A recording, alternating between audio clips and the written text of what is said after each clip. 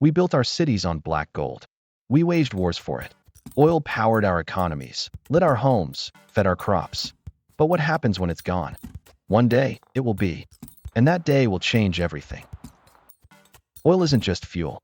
It's the foundation of industrial civilization. Over 50% of global GDP is indirectly tied to oil. Transportation, agriculture, manufacturing, chemicals, even defense. 80% of modern fertilizers rely on petrochemicals.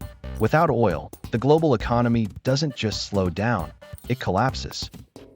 Today, the world consumes over 100 million barrels of oil a day. That's 4 billion liters every single day. Now imagine that flow stops.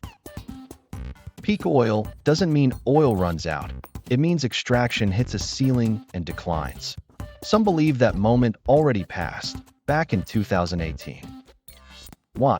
Because the easy oil is gone. What's left is deep underground, under ice, or locked in tar sands. It's expensive, polluting, and politically risky.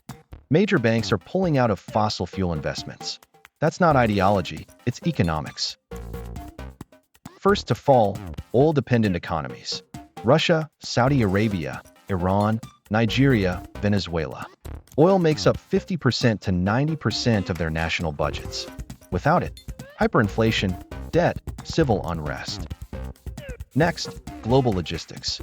90% of global trade moves using oil, by ship, truck, train, or plane. No oil equals no cheap shipping equals no global supply chains. China won't ship goods to Europe for cents on the dollar. Poor countries won't get affordable imports. Prices skyrocket. Factories shut down. Global trade disintegrates. We enter a world of economic isolation, where every country fends for itself. The post-World War II world order was built around oil. Without it, that map burns. The US walks away from the Middle East. OPEC loses power.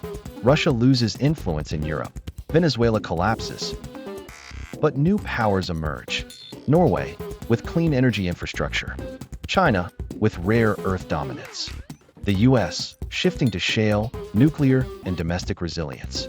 A new Cold War begins, not for oil, but for control of clean energy and critical tech. What are the alternatives? Electric vehicles, hydrogen fuel, solar and wind, biofuels, nuclear, fusion eventually.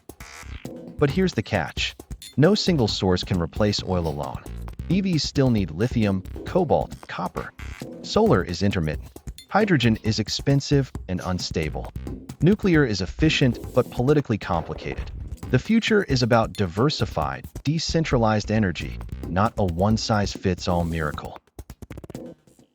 Life without oil won't just be expensive.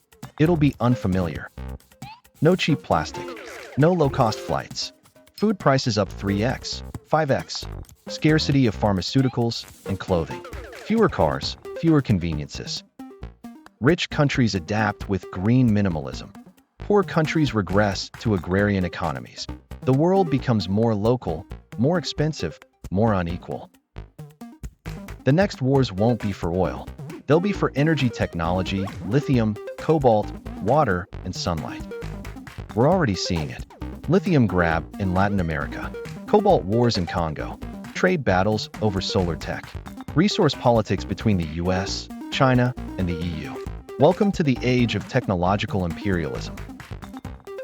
We have two choices: drag this out and hope for a miracle, or embrace the transition and build a post-oil world together. Oil is finite, but time isn't infinite either. This decade is our last best chance to shift from pipelines to solar grids, from fossil fuels to ideas. The next civilization won't run on oil. It'll run on innovation, electricity, and adaptability. Oil gave us power, but it also made us dependent. Now, we face a choice: be the last generation of the fossil era, or the first of a clean, resilient, interconnected civilization. If you care about this future, share this video. Drop a comment. What's the most promising alternative to oil in your eyes? And remember, the future isn't waiting, it's watching.